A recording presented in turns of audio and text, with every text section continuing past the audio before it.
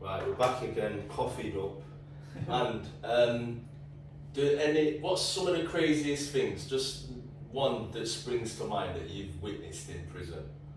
I've seen lots of crazy things in prison. Lots of what do you mean? Lots of gory or fucking whatever I comes don't to know, mind. fighting people. Do you know what I mean? Whatever comes to mind. I've Gore, funny, whichever, a bit of both. I'll tell a funny one first. Then was when I was in Franklin. We can talk more about that in a bit, I think, can't we? But there was a guy, and he kept going back and forth to the kitchen. Darren James was about at the time. And you get on people's routines in jail, don't you? Like you see, egos there, and this guy, he'd always wait till everyone was out of the kitchen. Just before it got locked, he'd run in because they locked the kitchens. He'd run in, dead small unit, and then he'd grab something in the bag and run out. And how they got on it over time. And me and a guy called a Scouse, I think it was it Richie Benson? A Scouse lad anyway. And it turned out it was a fucking sex doll. It was a homemade sex doll. Yeah. He was taking Homemade? A homemade sex doll. He didn't have it in his cell in the day in case he got a pad spin. Because with it being high security, you get things like volumetric controls, pad spins, you get them quite often. And he had this homemade sex doll, and he'd take it on the night time, and in the morning he'd hide it back in the kitchen. And the kitchen gets used all the time, but there was where the sink, under the sink bit, where you haven't really got space to put anything. He's put it at the back there. He must have been doing it for weeks, months even maybe, I don't know, but yeah, so homemade sex doll. And I remember me and you talking, and it should spring to mind. You weren't expecting that, was you? No, that's groovy. Yeah, but it's a world within a world, and all sorts goes on. Yeah. Do you remember telling me about your two next door neighbours? Oh yeah. So there was me. Can I say names? I'll just say the first names. Yeah. There was me and a guy there was Lee next door to me, and another guy called Tony the other side. Tony was from Nottingham, Lee was from, I forget where Lee was from. But so 3 people, and only 2 ears. I was the only one with ears. Both of these lads had cut their ears off. Did they do that, not in your presence, but did they do that when you were in the wing, or was this, they came to the wing like that? They came to the wing like that. Well, saying that, Tony was doing it in instalments. He didn't have the bollocks to do it all in one go, because I wouldn't either, so fair play, but he was doing it bit by bit. So I worked in the library at the time, he'd come up to the library and he'd have a little bit more hacked off. He cut the lobe off, and he came up one day and I said, Tony, your ears aren't straight, man, you need to shave a little bit more off that one. Doing messing about. He fucking did it. Do you know what I mean? He did it, he actually cut more off his ear. I've seen it myself, kids with no ears. Yeah. What is that? A form of self-harm or a form of after system? I've seen quite a few as well. Those two, I know some of it might be accidents, I don't know, but there's something about self-harm where, I don't know, I suppose you don't really, it's not, you're not going to kill yourself by doing it, it's not going to stop you picking things up. I think it's just something you can get away with. So these two guys are your neighbours. Didn't the officers have anything to say about your ears just disappearing? Yeah. Tony was. It was just a bizarre situation. I think at one point he even posted someone to the door. But Tony was a really prolific self-harmer. It was sad because he was only a young lad from Nottingham, in for a machete attack. Samurai sword attack he was in for. When he was young, just kids pissing about, robbing people, messing about, and he was just a little bit madder than the rest, I think, and he shot someone with a samurai sword and ended up getting IPP, and just lost. Prolific self-harmer, but really easily led as well. Yeah. If he was around muzzies, he'd be a muzzy. If he was fucking around fucking animal rights liberation front or whatever, he'd be stealing beagles out of the fucking science labs. You know what I mean? Young, IPP round his neck, lost. I've seen many of them. Completely lost. The other guy, Lee, he cut both of his ears off, but he cut them down to the head, nothing left. Not in jail I was in, he did that. Actually, it's an interesting story. He killed a guy. The only murder that's ever happened in Grendon, the therapeutic prison, he killed, that was him that did that murder. I heard about this. Yeah, so he stamped the guy out, stamped him in Grendon, went to a CSC unit, closed supervision centre, cut his ears off. He got 22 grand per ear, because due to your care. Because it's that what is it? What unit? Close supervision centre or And something. they're meant to be, you're not meant to be able to Do stuff like that, yeah. fart without them seeing. Exactly. And I mean, I spoke to him about it quite a few times, and he did the first ear with a plastic prison knife. A plastic prison knife, yeah. And the second one, it kept slipping, he couldn't get through. So he got on his belt and they gave him a razor. Right. They gave him a fucking razor and he got the rest off with the razor. That's where the compo came from. Yeah. Just to think what their headspace must be, and I can't imagine it personally, but it's shocking. I remember when I was working in the library when Lee first turned up, and the library lady that I was working with that day said he looked haunted. I always remember that, he said he looked haunted, and he did have that look about him. He was a nice guy, but yeah, fucking looked like. Haunted's the word. Yeah, haunted, yeah. So where was that, at Franklin? That was in Franklin, yeah. Which takes us on to the next kind of topic. Can you explain your time at Franklin, particularly about the DPSD unit? So yeah, I went from Long Lartin to Franklin for the reason of the PD unit. I got assessed in Long Lartin, and if you meet certain criteria, they'll take you on a PD unit if you agree to go. Because technically it's voluntary, but if you don't go and you think you need to be there, then you're not getting out of jail. You've got no choice. You've got no choice, really. Yeah, exactly. Yeah, it's like, do you want to jump off a cliff or get shot in the head? Which one do you want? It's a choice, but it's not a choice. So I went so I did this little assessment in Long Lartin, and it came up that I might be a candidate for the PD unit. And let me just say that when I did the assessment in Long Lartin, I was off my fucking nut on drugs. Never do an assessment with psychology when you're off your nut on drugs, because you don't get a right read. And I might not have come up as suitable for the PD, but I was off my nut. Yeah, I was. Answering in a way you definitely shouldn't be answering. Yeah, just chatting shit, I was all over the place. So yeah, I must have looked like a complete head case. I've not got the best fucking record either, so yeah, I mean, I can see where they're coming from. But I ended up in Franklin on the PD unit, did the assessment there, which took, I think the assessments then were taken up to a year. Before that, it was a couple of years, but it was like a year. They called it the, I think that was just the assessment period, then they called it the living phase. Yeah, before you even get to actually start. Before you start to do the treatment. So that can be a couple of years. Yeah. Do your assessment and your transferring from one jail to actually going on therapy is a 2-year wait. Yeah. So you went to the DPS, what is it? DSPD unit in Franklin. Yeah. And what does that stand for? So they've changed it now, but back then that was dangerous and severe personality disorder, but they changed it just to be PD services, I think now. They took the dangerous, but I think because they thought it was harmful for people to think of themselves as dangerous. It's not very enriching to think of yourself that way, It can be quite harmful, I think, to have that sort of label on you. Yeah, that's what it is. It's a label that you struggle to get rid of. Exactly. Yeah. It's weird, isn't it? Because you think going to a PD unit, dangerous place like so, you think like you're going to be surrounded by sort of nutcases. I've never felt safer. It was a really safe environment, the Westgate. Why would you say that was? Because the amount of screws. The amount of screws. Literally, I've never seen they must get different funding on that, because so each unit you got. There's enough for 20 people per unit, but it's never full, so you usually got about 15, 16, 17 people on a unit, and you have 3 screws downstairs and 3 screws upstairs. That's 6 screws for 15 people. Yeah, which is a lot. When I was on Garchu therapy unit, there was 2 officers on the whole wing. Do you know what I mean? Because it's kind of you're round, everyone's in there for murder, etc. But it wasn't as intense because everyone's on a therapy vibe, chilled out, and that is a lot of officers. And they're quite the vetting procedures quite. So they're not going to take someone who's being combative and doesn't want to do it. They're volatile. They're not going to take that sort of person. I mean, they get lots of people who end up becoming volatile. I mean, I did see a lot of madness there, but I never felt personally at risk. You know what I mean?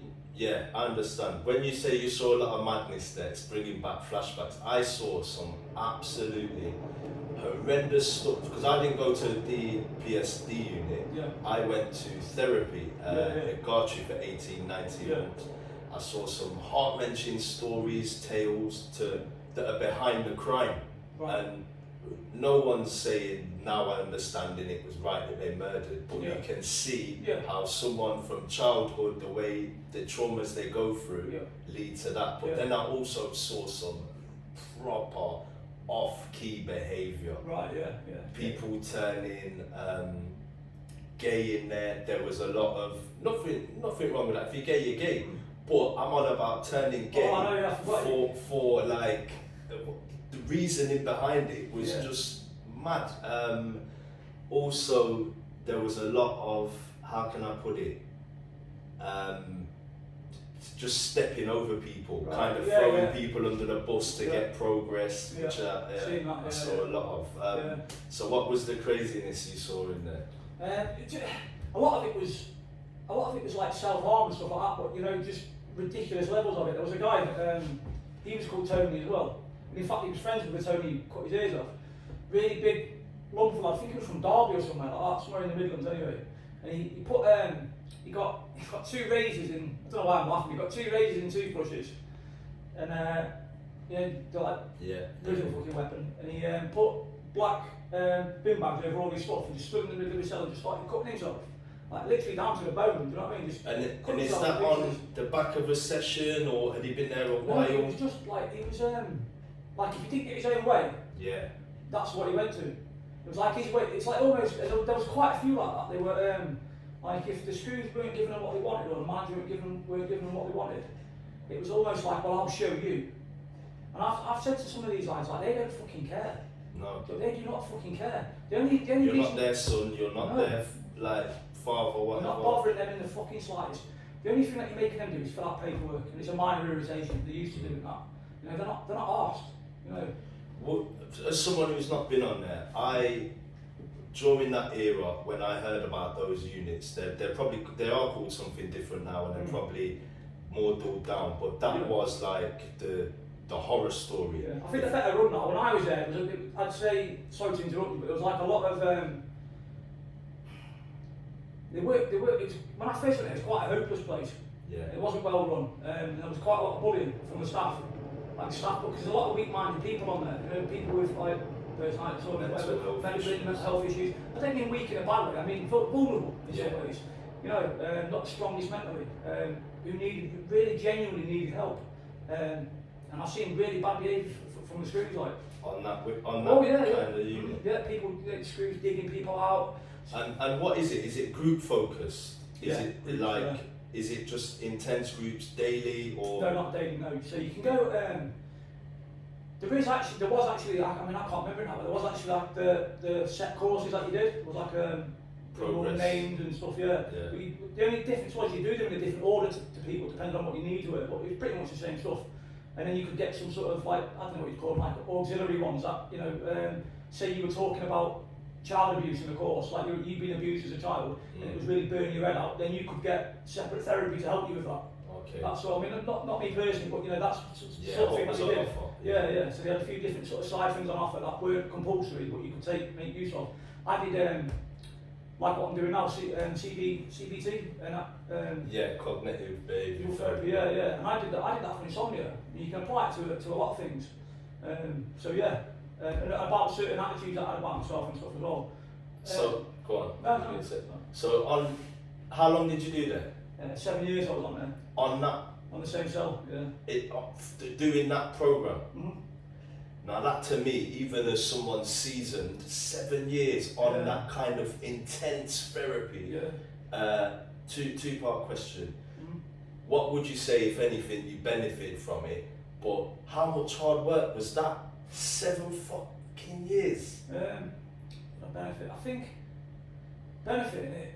I don't know. It did make me stronger in some ways, because I mean, do you know we talked about hate before? Like I don't feel hate. That's the closest I've come to hating. What? During or at the end of it or beginning? During it. That's the closest I've come to hating. And just hating the whole setup. Throughout your prison sentence? Yeah, through my life. That's the closest I've come to hating. Was some of the screws in there, and the way it was set up, and the psychology, and the whole. It was just rotten at the core. It was fucking rotten. It did change, and it became better. And I think because they could see it was rotten.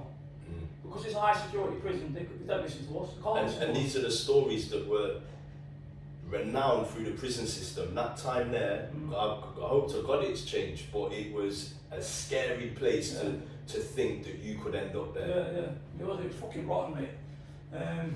Yeah, and one of the things, like, you know, if you had like genuine issues, like the screws were doing this, were doing that, or whatever, and you try doing something about it, then psychology, they would be like, are you sure this isn't something to do with your mental health? Are you sure you're not being paranoid? And then, like, because you've got that label on you of a personality disorder, like everything you say is suspect, and they don't attach any importance to it. And you could never be right. You never be right. Right. Yeah. I heard that an inspector say once that there was a palpable sense of injustice in the British prison system. I felt it on the Westgate in the early days. Definitely, yeah. So leaving it after 7 years, because I left my therapy early. I don't know if it's the same. You have to have an adjustment period before you go on the wings. In therapy you did, I just said, listen, get me off here. Oh, right, before I get what you mean. You know, when you finish therapy, there's an adjustment phase before you go to another jail, or you can do that? Yeah, I don't think they called it that, but yeah, they did have that sort of thing. After, say, the adjustment period, and you've settled, because it is a different way of life in there compared to the prison system. I've got a point about that, but yeah. Go on. No, go on, finish it. My point being, on reflection after, would you say it benefited you? I think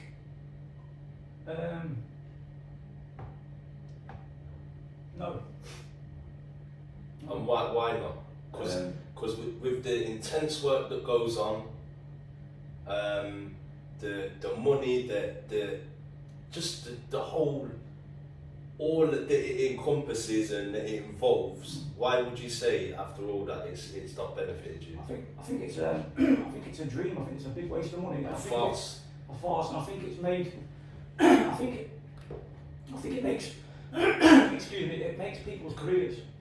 It's a career-making thing, you know. Like one of the people who set it up, Julie Luther or whatever her name is, you know, she went around the country setting more of them up, and it's a way of getting people's careers, you know. If you've worked on a PD unit, a forensic psychologist, that's a big fucking scalp on your belt, and it's a big achievement, you know. For actually doing any genuine good. I don't know about you, I can only speak for myself, but any change that's happened to me, it's happened behind the door, in my own head. Any conclusions I've come to, it's myself. Yeah, people might say, yeah, but the courses, they put you in the right direction, they give you that kick you need. I don't think they do. Yeah. I really don't think they do. I think some of the things that they teach are beneficial, but you don't need to be they don't need that sort of setup. A 7-year on a course. No.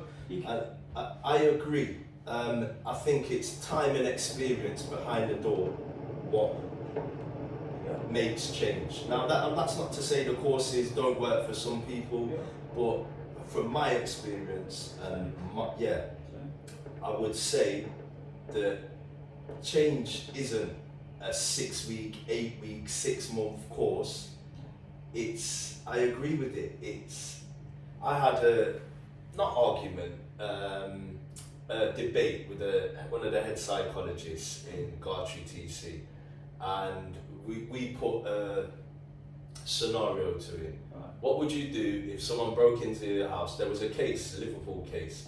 What would you do if that happened to you? It's the same sort of stuff we ask for sometimes, isn't it? They kicked in the door. Yeah. The guy wasn't there. They shot the girl on the settee and set fire to the house. And that's what happened, did it? That happened in Liverpool when I was in prison. Because they couldn't get the guy? Yeah. Wow. And obviously we're seeing it on the news. What would you do if that was you? And come on, I fully understand they can't promote violence, but he was like, well, I'd just ring the police. And that instigated in us, like, this is just absolute bollocks.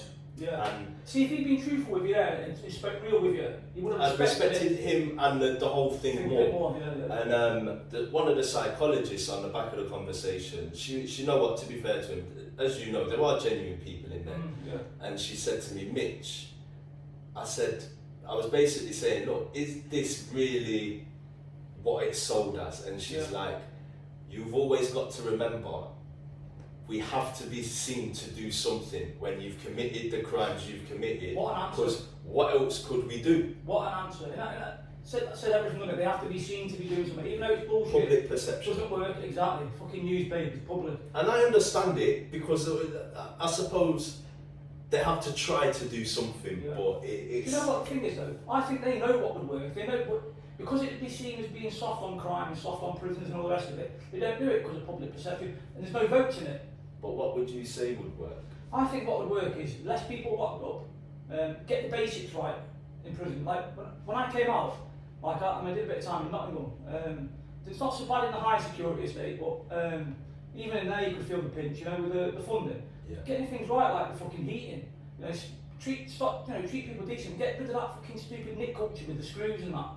You know, I had an interesting other conversation with a used to be QC, now it's King's Counsel, very knowledgeable guy, and he said you if you lock someone up and treat them like a dog, and psychologically, mentally, like you say, the basics, the fundamentals, if they're not there, and then you force them to go on courses, which me and you were forced to, let's say blatantly, we're gonna do the course, but you're letting a lot of people out after treating them like dogs and expecting them to come out and be. And not everyone comes out as balanced as me and you. Yeah, you know. Yeah. Mental health issues are real, real.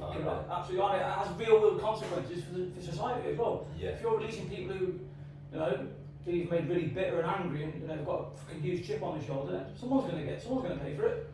You know what I mean? It won't be a psychology or a screw. It'll be some innocent person walking up the road. So it does have a huge sort of knock-on effect.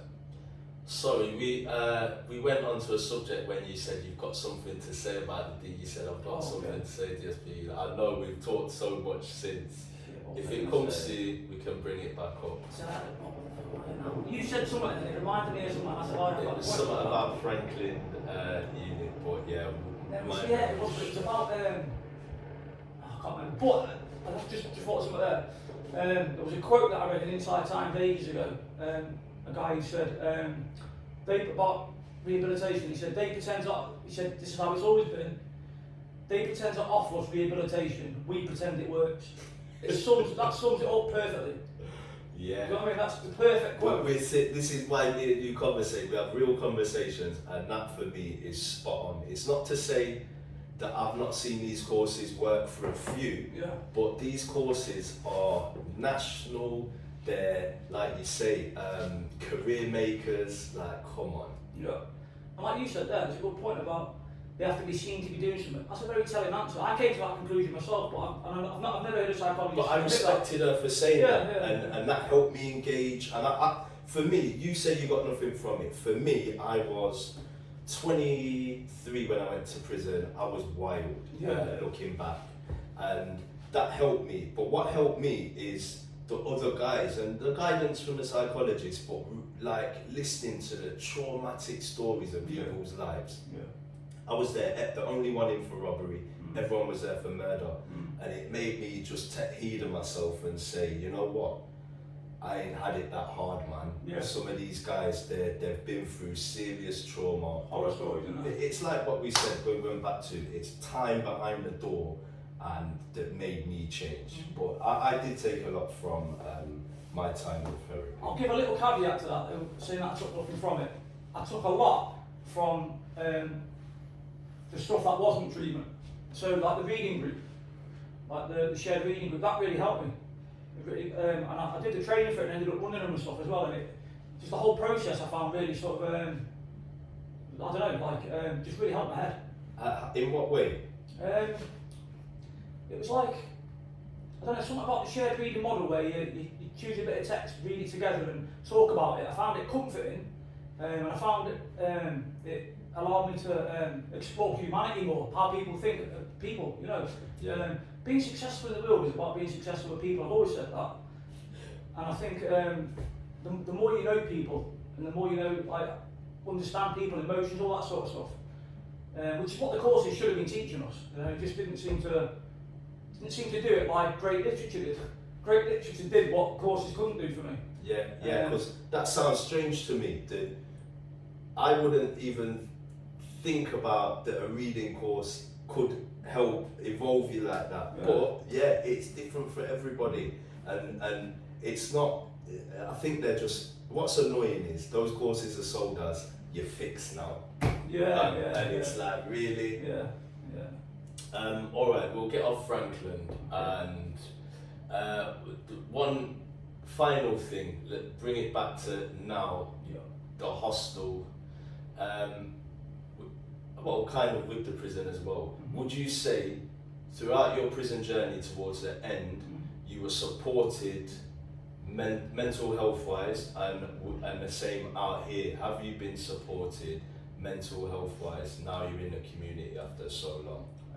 So start from the prison journey. Like obviously at the beginning we know what it was. You got through on remand, you got a big sentence, but towards the end, mental health. I think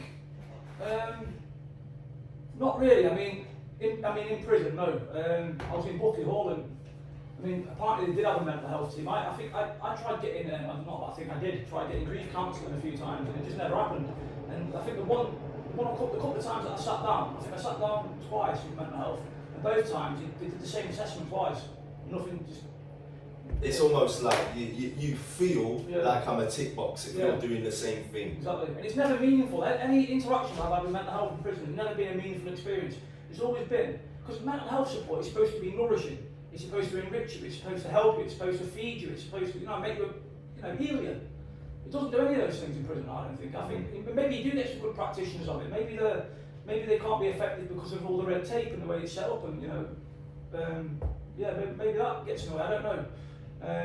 But I've always said that from what I've witnessed throughout the prison system regarding mental health, because I think I won't say a fool, you're lucky if you've not suffered with mental health in the prison system and outside.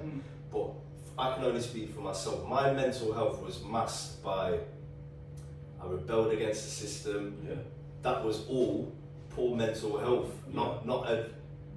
Even though I was confined, I was like, fuck you, I'm still doing what I want to do, and that continued. But what I noticed is, unless you're at the extreme end of the spectrum, ready to go to a psychological assessment jail, i.e. out of jail, madhouse, the likes of me and you who are suffering, but we're not displaying enough to get there, you're lost. That's the other thing, you have to be really fucking acting nuts to stand out, because there's a lot of mad people in jail. To get the help, you have to be, I mean, I was really shocked when I went to Nottingham. I ended up running away from Cat D, that's why I ended up back in a local. And it was kind of shocking. I think, obviously I'd been in locals before, been to prison before. I started out in Winson Green, but they're always a bit sort of, not wild, but they're always a bit active, aren't they, locals, But Nottingham, when I went there, I was shocked, and apparently it's like that across the whole country. The amount of obviously mentally unwell, fucking insane people. And these are people that are on short sentences, and it's not like they've... In and out. I was in Nottingham for about quite a while actually, about 14 months, 15 months I think, and I was, guys bouncing in and out, nuts. I had a conversation recently with a straight sentence who just got out, and he asked me, are the mental health rates and suicide rates higher for lifers than they are straight sentences? And I still haven't got those facts. But what I have noticed is, that the Franklin and you saw so much mental health, but look what you're talking about, Nottingham. The majority of these guys are not doing big sentences. No, they're not. No. But they are lunatics. They are crazy. Like, it's hard to get through to the general public about. Because they think prisons. I know for a fact that the average guy walking up the street, if he walked on the landing in Nottingham, Birmingham, any of these jails, he'd be shocked. I know he would. Because you don't see it for what it is. It's fucking chaos. I was down the block in Nottingham with my codies. We all. I've been down that block as well. These were my misbehaving. I obviously just got remanded. I was still had my road mentality. So we've ended up. Look, you're getting shipped out. We're down the block for 6 weeks, and we're all like mentally strong. But it was like being in a loony bin. You had a guy shitting in the sink, singing all night. You had a guy like the noise is unbelievable, isn't it? yeah, it was like you say, chaos, Yeah. and this is in a BCAT local where these guys are literally going out in the street in a couple of months. Yeah, it's crazy, man.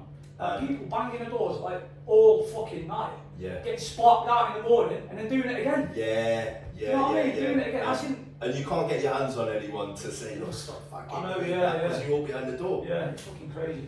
But Frustrating, isn't it? Really frustrating. And it's a scary thought that these people are literally getting released in society. You're walking past them in any town centre. Yeah. But you can see why they're coming back to it quickly, because you can't have people like that. Like, what do you do with those people? Like, it's like a problem that, like, it's the whole thing about, you know, if there's someone's in mental health crisis, they call the police. Why the fuck are they calling the police if someone's in mental health crisis? Why do they do that? The police are there to fucking combat crime. And mental health, someone's on a mental health episode, he's not committing a crime. They need fucking help and input. It must be to do with money, lack of services, Exactly that. but it's the same. It's worse in the prison system. You've got young officers. Yeah. I spoke to a guy. 1 minute I was in Nottingham for 6 months. He had one stripe on. No disrespect to young officers. One stripe on, fresh behind the ears. We were conversating. Still lives at home with his mum. Within 3 weeks, he had 2 stripes on, an SO in charge of a wing. Wow. Like, Yeah. you've not got the life experience to cope with a place like that, No. but they're doing it. Yeah, that's the other thing, is the type, like how young they are now and the lack of experience. It is, because experience, you speak to any old school officer, it gets to a point now, it's the blind leading the blind. Yeah, it is, So that's, alright then, that's your mental health support, would you say, not much in prison? No, not, especially towards the end, no. And like, I think, like you mentioned Buckley Hall. Yeah, I was Buckley Hall, and I think like you were saying then, that was, I was trying to think how to put it, and you put it perfectly, is the fact that, because it doesn't show and it's not obvious, but I was going through a really bad time in Buckley Hall. Really fucking bad time, man. Speak about that, but then speak about, because you got from Sudbury to then to Buckley Hall. No, I was in Sudbury, then Nottingham, Buckley Hall. It's up to you which one you speak about, Sudbury mental health time or Buckley all that Hall? was bad. From the time my mum died in Gartree, my time in prison was bad. Wasn't good. All those years. Because for people that don't know, Sudbury's a DCAT, you're meant to be happy, you've done so long. Do you know what's weird? It's not all it's cracked up to be DCAT. No, it's not, especially if you're not in the right frame of mind. I had a really bad drug habit at the time, I was just in a really bad place. What was weird the other day is, like, I remember when I was doing that. You're right, mate, yeah? Easy. Yes, mate. Yes, mate. Step in, Ras. Come. We need to get you on the picture, man. Get on video. This is one of the good stuff. Huh? We're doing a little interview. We've got Ras, one of the good stuff in our school. He's been blinding, helped us both out. That's just a big up to you. He's a good guy, man. Some good ones out there. Exactly. Right, mate. Yeah. I think we should do I think we've got to because I've been around, man. Yeah, no worries, mate. Take care. Right, I'm good. Yeah. Right, Like, you're basically traumatised from your mum and you've not dealt with that grief. Yeah. So, what was so when I went to DCAT, I knew there was something wrong, because like you said, you're going to DCAT, you're supposed to be happy. It was a sunny day.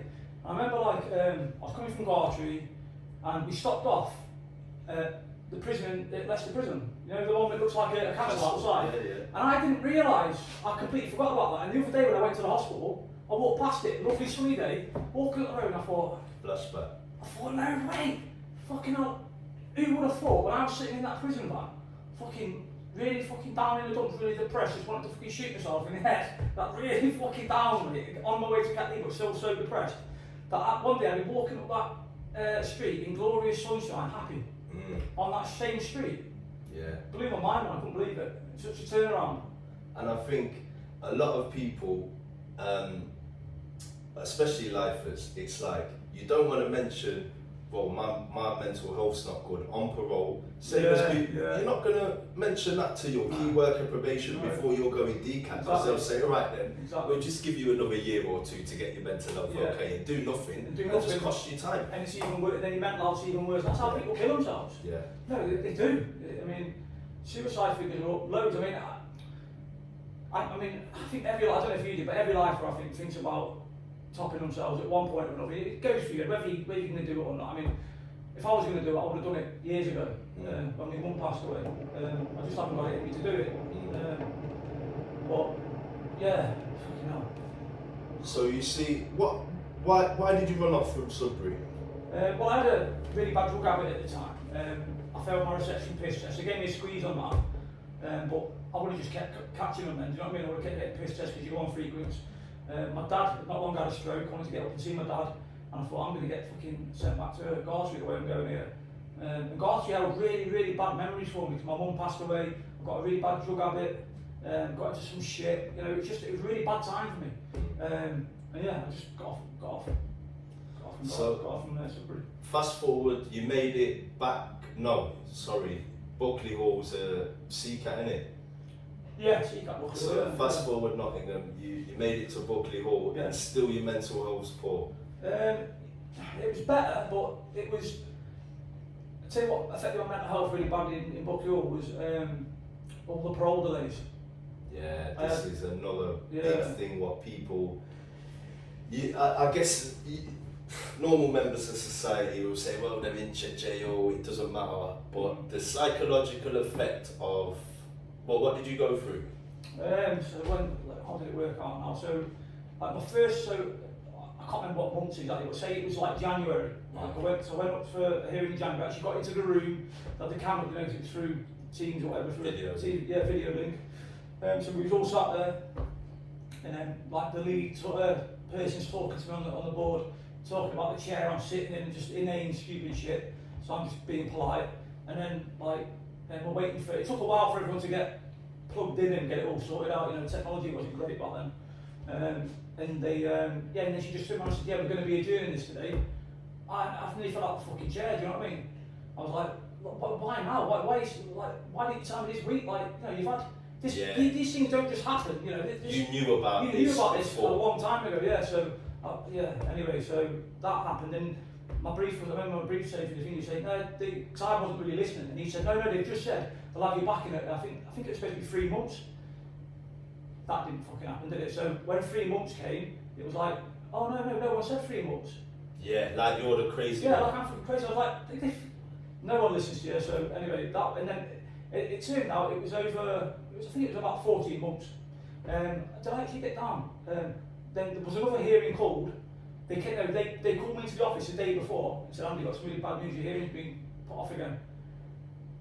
And bearing in mind, my dad's ill, getting worse, and I just want to get out of the house to see my dad. I'm 7 years over tariff, I'm doing everything they want. I've done the fucking, the pipe unit, I've done it, I know I fucked up a little bit, but I've done everything they wanted. I'm behaving myself at the time. You know, I'm doing everything I can, I'm doing everything I can do. And it was just... It's fucking heartbreaking. Yeah, and you see it happen to so many... If it was just happening to me, I'd think, right, they'll get it right, they'll sort it out. It isn't. Everybody's getting their paroles delayed. And I think, like, I conversate with a lot of officers during my time, and the reason I rate my probation, she introduced herself and she says, Mitch, I'm ashamed how probation's dealt with you, knockbacks, confusion, and I said to her, it's really balanced, isn't it? Yeah, and I said, but there's some good ones as well. But I said to her, the way that the parole board, probation, HMPPS treat lifers, as in, we'll knock you back through no fault of your own, and we'll see you again in 14 months, 2 years. That's a 4-year sentence. And they dish it out like it's a couple of weeks. And the mental health journey through that period, you've witnessed it yourself. That's where people either stay strong through just sheer determination, or fall off. I was close to it. I think like I wasn't as bad as I was in Gartree. I think I was at the most depressed in Gartree, but I think that's in Buckley. That's where I gave most serious. Bear in mind, I got out of Buckley. I think that's where I gave most serious consideration to stopping myself. Yeah. Buckley, just thinking this just isn't working. Like, what is the fucking point in my life? Yeah. Not I feel sorry for myself. No, but when does it end? Yeah, exactly. When is this going to end? Like, is there any point to me being alive? Yeah. Like, what is the point in my existence? You know, if there's no freedom at any point, if you're just going to keep snatching it away, putting it in front of me, snatching it away, is there actually any point to me being on the planet? Like, what is? meaning for me is important. If my life hasn't got any meaning, then why am I here? You know? Existing. Why? Yeah, exactly. Existing in a shit environment. Exactly. That's just touched me because it's bringing it all back. Like it's so emotional. And was there during that period? Was there any mental health support? You just had a 14-month knockback and then got another one. Was there any mental health offer of support? To be fair, no, there was not from the mental health people. They were useless. The people that were supportive was I had a key worker called Julia, and she was sound, really really nice lady, and she was all like I always knew that I could go and speak to her if I wanted to, but like when you've got mental health problems, it's not easy just to go and speak to someone, and especially when it's a prison officer, and they're busy as well. You know what I mean? So and you're not always like the thing about mental health is it's not one size fits all. Everyone's different. Everyone like they want to even speaking about it can be you might have to have the right sort of person to speak to. Or, Does your energies? I fully agree. Yeah.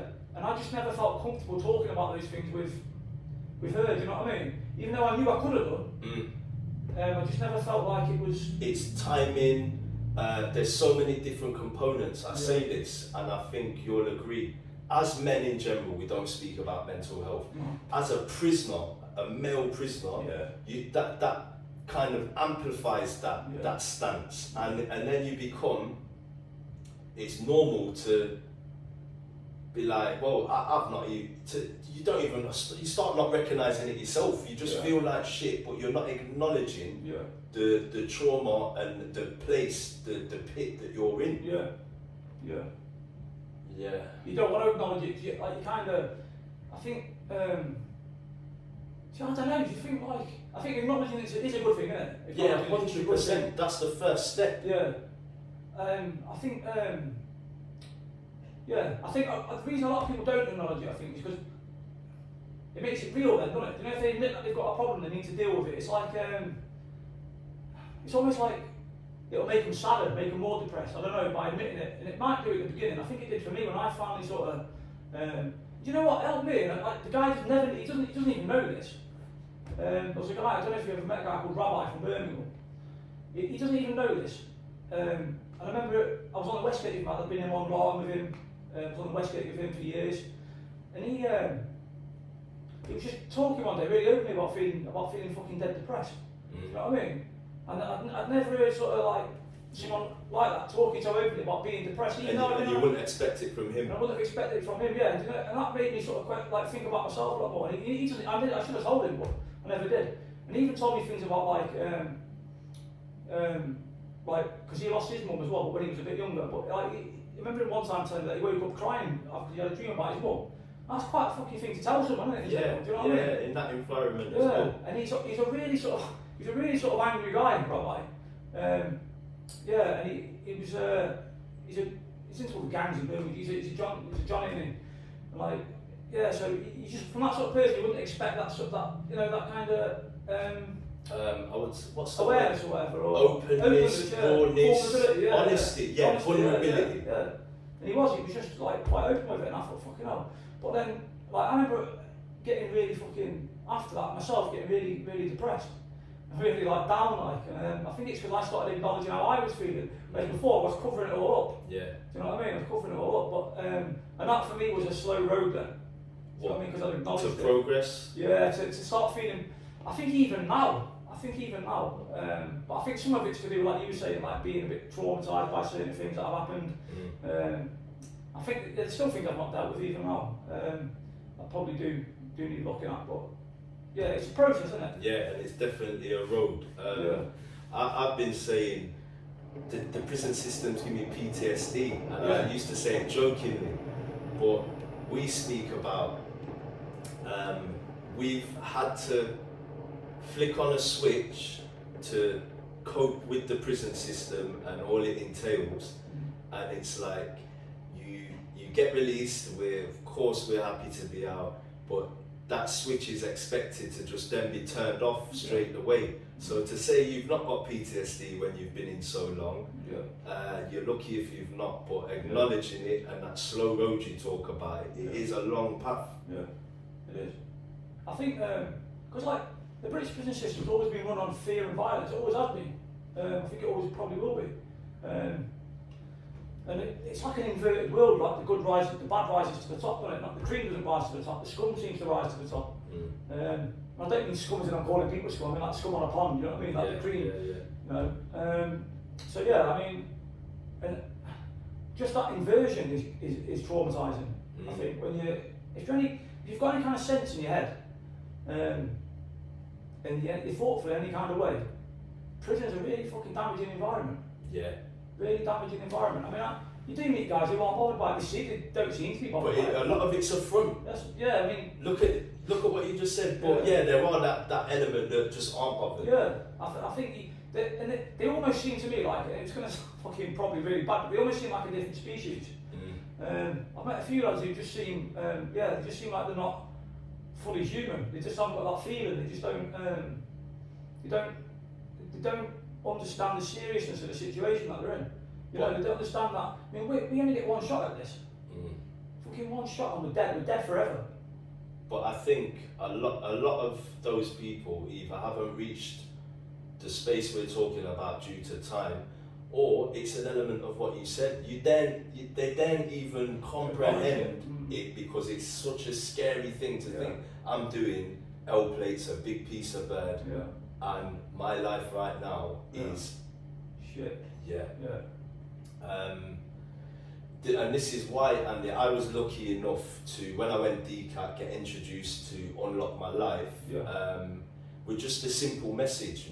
From back in 2007, when I had a conversation with the nurse about, I noticed walking around Gartree in 07, there's a lot of lunatics here, and not just for their offences. You can literally see their cries for help, or they're acting out. And I said to her, we were talking about it, and she says, I can't remember statistics, but she said a high % of this prison should be having some kind of mental health support, or, that's why it's Gartree, innit? Be in a psychiatric unit.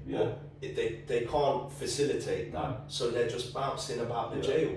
And that for me is why Unlock My Life's message, it's not a cure, but it's a start of addressing, making people aware of first your own mental health, that you have got it, how to implement skills to address it, and noticing it in other people. 3 simple things that at the minute, still with all this mental health awareness outside, Prince Harry, like promoting it, everyone's talking about mental health outside, slowly I'd say the prison system's speaking about it, but speaking about it and doing something about it. Look, we've got listeners.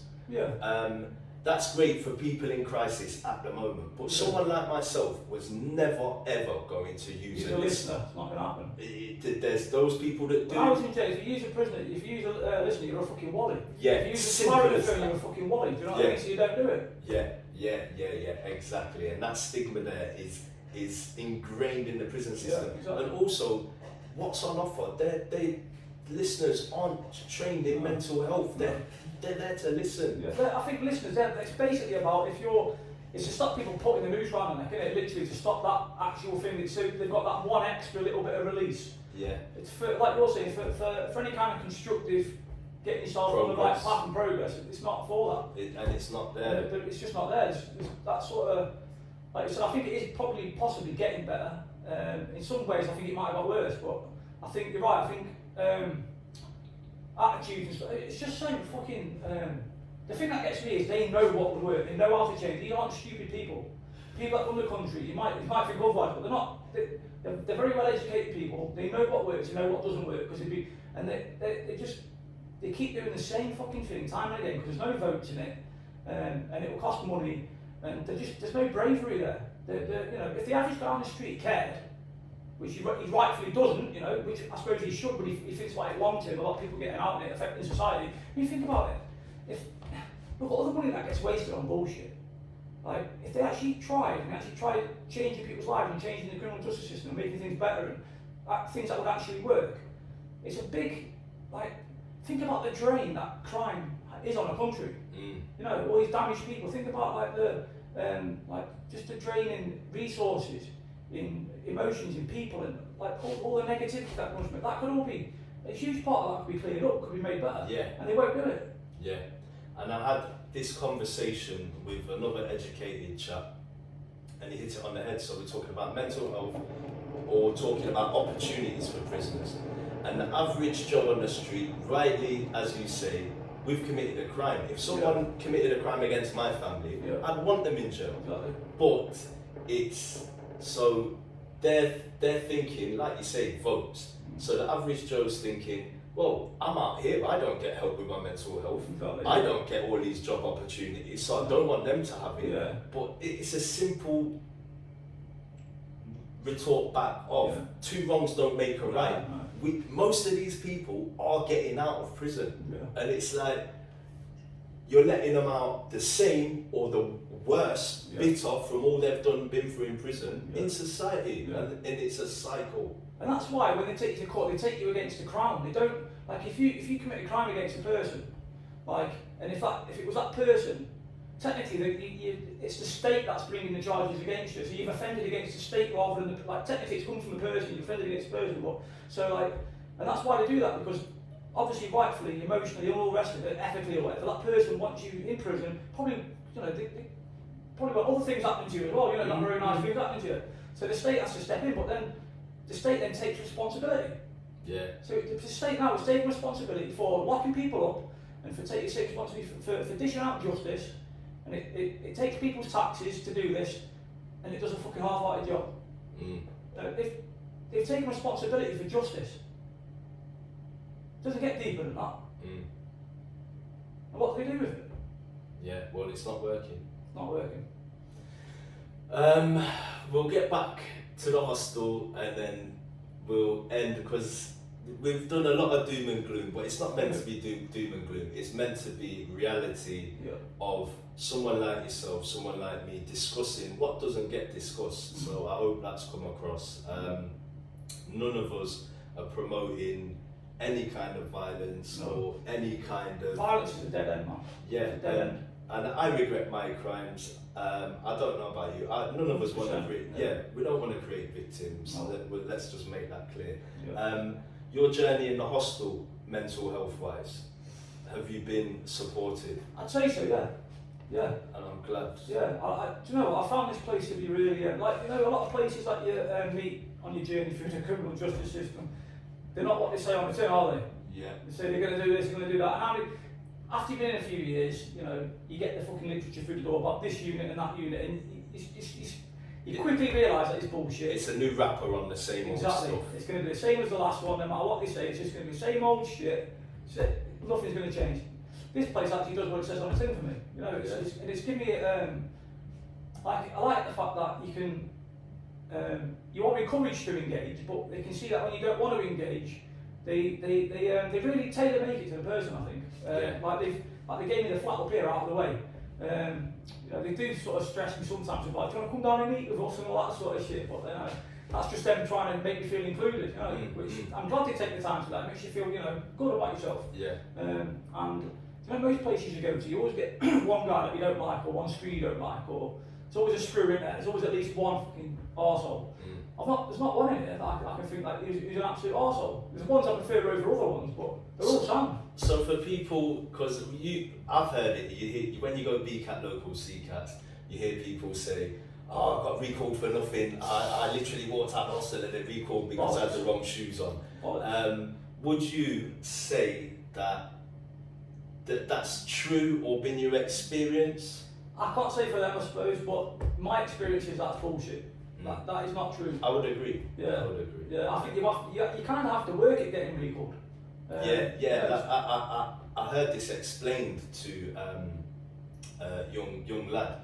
He said, no, you can get recalled at the click of a fingers. And the probation said, the amount of paperwork we have to do. Yeah. The process starts way before you get recalled. So I'd agree. But and I'm glad that you've had a positive. I can speak highly of my journey in hostel, but I think that's because I was in the right headspace. Yeah. I'm not saying it's perfect for everyone, but you know when you've done a long sentence like us, I think we appreciate stuff. Yeah. Where it's it's easy to lose your appreciation in a hostel setting. Yeah. I think some people are just never. I mean, I've heard people slag this place off and moan about it, and I think you do get people that are just never happy. It doesn't matter what situation you're in. Them in prison, don't you? Of course you do. Yeah. It's not. I suppose you get them in regular life too. They're just never going to be happy, are they? But as far as like my situation was 6 months ago, this is like a million times better. Even just little things like fucking food, man. I can walk up the road and go and get a kebab. Do you know what I mean? I'm fucking free, man. Like, alright, I've got to be in at 11 o'clock at night, but I'm not in prison anymore. My life is infinitely better than it was 6 months ago. And on that positive, what's your plans going forward? Well, first thing first is to get a place to live, leaving here. So hopefully I'll be going to Shropshire, where my friends are. And then, do you know what, after that, long-term plans, I'm not too sure. I know I want to educate myself more. I've been thinking about getting an English degree or something. English is kind of my thing that I like. Like you said, the reading group. Yeah. So anything to do. I was thinking of like English literature as well. So so I want to pursue that. Not that I will pursue that. And just things like, I don't know. I'm still trying to. I think you were saying about before about you know, when you come out of jail after years, discovering yourself again. I'm still trying to figure out what I like. Yeah. You know what I mean? I forgot what I like because I've not been happy for so long. Like, perhaps I'm all doom and gloom. You're never truly happy in jail, are you? No. Do you know what I mean? You just live in a fucking lie. But you know, now I'm trying to figure out what makes me happy. That's part of finding yourself a little bit, I suppose. Yeah, I like that answer because it's a real one, and even there's parts of me that still, it's like the new improved me, but what does that person fully look like? Exactly. It's a growing experience, and there's nothing wrong with that. No, that's fine. When you stop learning, I think you're in trouble. Yeah. So we're still learning, and we're blessed to be here. We're on that mad journey. Andy, thank you for today. It's been a mate. long time coming. Always enjoy chatting to you. We've had so many good conversations, but I feel like this one was, as usual, spot on. So I appreciate your time. I appreciate yours too. Good Enjoyed luck. it. Cheers, mate.